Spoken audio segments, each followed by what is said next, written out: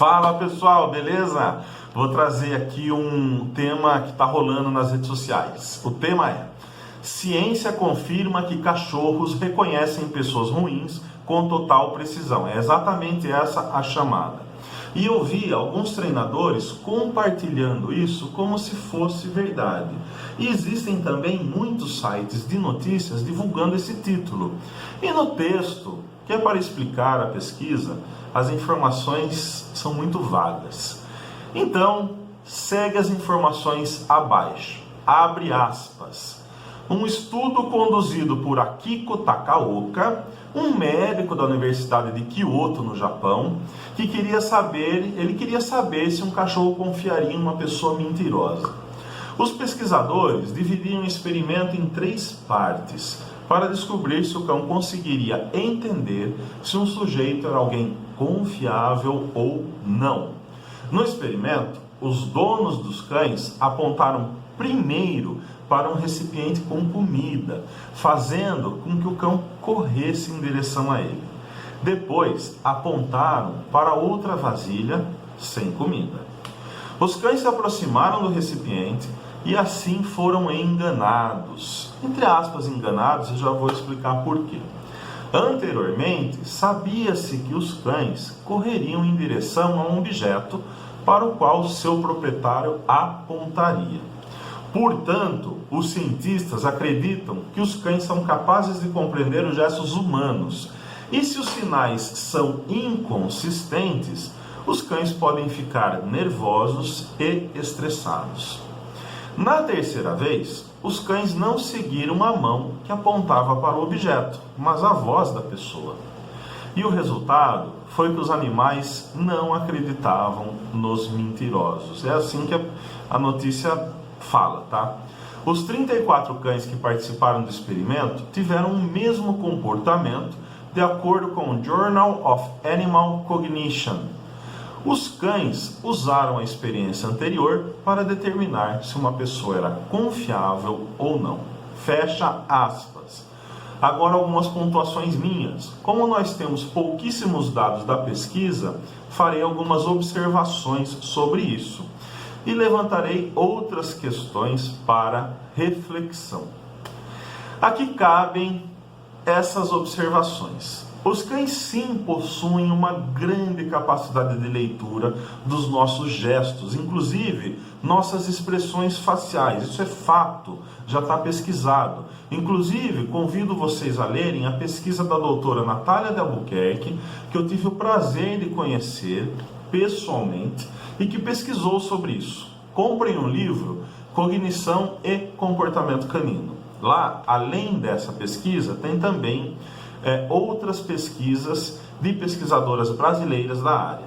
Mas também tem pesquisas do Brian Hare e Vanessa Woods sobre cognição canina, bem como do próprio John Bradshaw, autor do livro Cão Senso, excelente livro que todo mundo deve ler. Fora outros pesquisadores e famosos etólogos como Mark Bekoff, por exemplo. Agora, sobre o fato dos cães não responderem mais às sinalizações de seus donos após algumas sinalizações que os levaram às frustrações, não nos dá base de afirmação para imputar uma consciência de caráter moral do cão sobre quem é ruim ou bom. Mas talvez nos dá alguma base para mostrar o quanto sinais conflitantes e muitas vezes antagônicos causam ruído na comunicação com eles. Não só com eles, né? Pensemos isso sobre o nosso dia a dia. Como quantas vezes fazemos carinhos nos nossos cães quando esses pulam e depois basta mudarmos, né, nossa roupa para ficarmos bravos se eles pularem em nós. Quanto conflito, né? Então com uma roupa pode, com outra não, porque eu vou sair. A nível de condicionamento operante, também pode mostrar o quão rápido eles são capazes de entender sinais que levam a reforçadores e sinais que não reforçam. Lembrando que aquilo que não é reforçador tende a diminuir. Dessa forma, não demorou para que esses cães não respondessem mais à sinalização dos seus donos naquele contexto mencionado da pesquisa. Leva à frustração, não ganho. Agora, interpretar esse ruído na comunicação, afirmando que os cães, a partir disso, identificam com precisão pessoas boas, mentirosas e ruins, é que, ao meu ver, está o grande equívoco. E lhes explico o meu ponto de vista. O analfabetismo funcional atinge no Brasil 3 em cada 10 jovens e adultos de 15 a 64 anos. 29% do total da população. 38 milhões de pessoas, tá, são consideradas analfabetos funcionais. O que é um analfabeto funcional? É aquele que sabe ler, mas não consegue interpretar o texto. Agora, se levarmos em conta o número de pessoas analfabetas cientificamente, ou seja, que não conseguem compreender níveis de pesquisas, a diferença de artigo científico e de pesquisa, o que é a metodologia científica, e interpretar o que as pesquisas estão trazendo, esse número pode ter certeza que vai aumentar de forma drástica, pessoal. Carl Sagan já alertava anos atrás para a importância e a necessidade do alfabetismo científico. Mas calma que a gente não precisa ser pesquisador ou cientista para isso, beleza? Basta que a gente tenha uma educação que inclua isso no projeto pedagógico das crianças e dos nossos adolescentes, que era o que o Carl Sagan defendia e falava. Aliás, um grande humanista.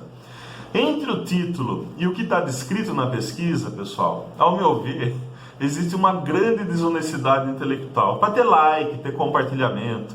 Esse recorte que o pessoal faz para validar os pontos de vista que querem, né, eles são bem complicados, mesmo que usando referências científicas. Daí a importância do alfabetismo funcional, do alfabetismo, né, e científico. Esse jornalismo, né, para viralizar nas redes sociais, eles deveriam sim sofrer punições por distorcer as informações. Como a maioria não lê e a outra grande maioria não entende de comportamento canino e condicionamento operante, eles vão acabar compartilhando a notícia como verdadeira. Mas aí eu levanto essa questão. E a Blonde, pastora alemã de Hitler, não conseguiu reconhecer nele a sua maldade? Assim como também outros ditadores que tiveram seus pets e os adoravam, e tudo indica que esses pets também gostavam deles? O que dirá então de algumas pessoas próximas a nós que conhecemos e que também moralmente são ruins com os demais? Trata mal pai, mãe, ou pai que trata mal filho, né? Os cães deles não os reconhecem? Onde está a total precisão desses cães, segundo o chamado da notícia? Pois a Blonde, pessoal, vendo em vídeos, demonstrava comportamentos de estar bem ao lado do Hitler. Mesmo solta no campo, preferia estar ao lado dele. A mesma Blonde, e detalhe, Hitler matou antes dele se suicidar. Vale lembrar também algumas questões, que um cão mal socializado tenderá a reagir com medo, latindo para estranhos que se aproximam. Dessa forma nós vamos transferir ao comportamento do cão o ônus daquela pessoa que ele está latindo ser ruim? Ou deve-se entender outros aspectos do ponto de vista da socialização e história de vida desse cão, bem como das predisposições da raça, filogenética? Será que os cães têm consciência de valores humanos morais, de bom e mal? Poxa, vamos parar para pensar. Se até entre nós há diversos livros, estudos e pesquisas sobre esse assunto, englobando diversos pontos de vista filosófico, jurídico, religioso e etc. Pessoal, será que eles teriam tal precisão em reconhecer isso? Então, dessa forma, atribuímos a eles condições de discernimento moral do que é bom ou ruim? Então eu te falo, não sei a pesquisa, não falo da pesquisa, mas a notícia é furada.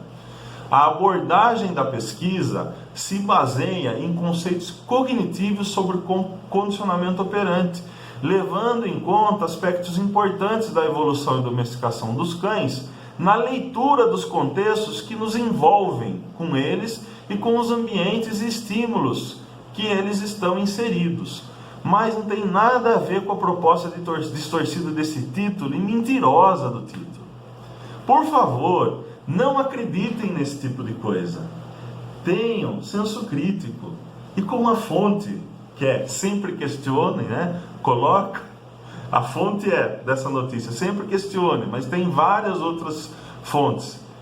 Eu coloco para vocês, sempre questionem, mas ao questionar, tomem cuidado para não serem aqueles questionadores tendo em si um certo analfabetismo funcional, limitações e não entendimento do que é a ciência e de como ela se dá. Porque senão fica um questionamento retórico vazio. Para ter um questionamento crítico acerca daquilo que a gente lê, precisamos também ter bastante leitura e ter um certo nível de conhecimento. Se não ocorre, como a gente vê nas redes sociais, são vários especialistas, agora falando especialistas reais, né? Realmente pessoas do meio acadêmico, ou pessoas que praticam, ou pessoas que é do meio acadêmico e praticam, que tem muito conhecimento, que acabam sendo invalidadas por pessoas que questionam e que não têm nenhum conhecimento daquilo que estão questionando, sequer conseguem ler e interpretar direito aquilo que está sendo posto por essa pessoa. Então o questionamento tem que vir dentro de alguns parâmetros, de alguns pressupostos. Mas questionem. Eu questionei, eu li a pesquisa, fui buscar mais informações e com base nisso, estou trazendo para vocês esse vídeo que eu acho que é válido. Tá bom? Então é isso daí, espero que vocês tenham gostado, um grande abraço a todos e vamos que vamos. Valeu, pessoal. Deixa seu like aí e se inscreva no canal. Eu sempre esqueço de falar, porque é isso aí. Valeu!